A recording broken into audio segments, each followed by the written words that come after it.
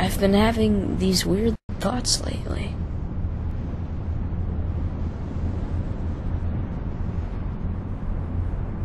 Like, is any of this for real?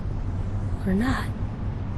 So, a crisis. Insoluble problem. Major crisis. Both stepmothers want their names on the wedding invitation. Catherine adores her stepmother, who more or less brought her up. She wants her name on the invitation, she wants it, and her stepmother is not anticipating, which is understandable since the mother is dead, not appearing next to Catherine's father. Whereas my stepmother, whom I detest, it's out of the question that her name should appear on the invitation, but my father won't have his name on it if hers isn't. Unless Catherine's stepmother is left off, which is completely unacceptable.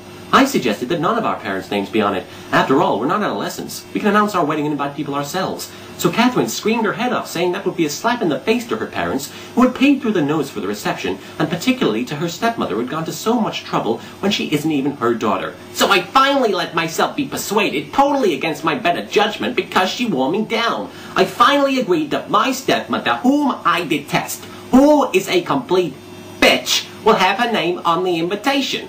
So I called my mother to warn her. Mother, I said, I've done everything I can to avoid this, but it can't be helped. Yvonne's name has to be on the invitation. And she said, if Yvonne's name is on the invitation, then take mine off it. Mother, I said, please, I beg you, don't make things even more difficult.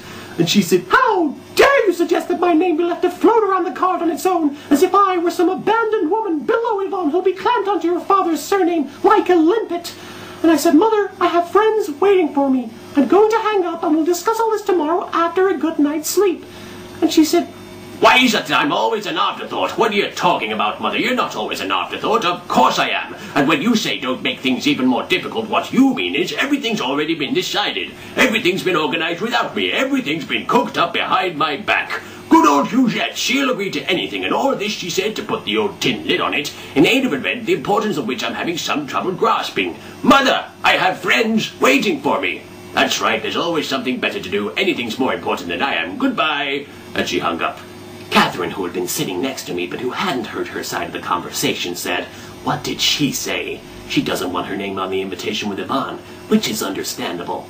I'm not talking about that. What was it she said about the wedding? Nothing. You're lying. I'm not, Kathy, I promise you. She just doesn't want her name on the invitation with Yvan.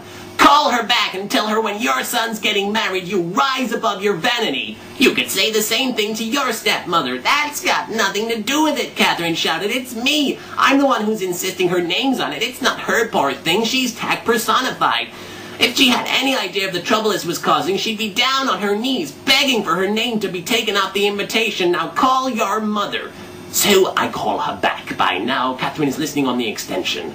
Yvonne, my mother says, up until now you conducted your affairs in the most chaotic way imaginable, and all because, out of the blue, you've decided to embark on matrimony. I find myself obligated to spend all afternoon and evening with your father, a man I haven't seen for 17 years, and to whom I was not expecting to have to reveal my hip size and my puffy cheeks. Not to mention Yvonne, who incidentally, I may tell you, according to Felix Perolari, has now taken up bridge. My mother also plays bridge. I can see that none of this can be helped, but on the invitation, the one item everyone is going to receive and examine, I insist on making a solo appearance. Catherine, listening on the extension, shakes her head and screws up her face in disgust. Mother, I said, why are you so selfish? I'm not selfish. I'm not selfish, Yvan. You're not gonna start as well. You're not gonna be like Madame Romero this morning and say that I have a heart of stone. That everyone in our family has a heart of stone. That's what Madame Romero said this morning when I refused to raise her wages. She's gone completely mad, by the way, to 60 francs an hour tax-free.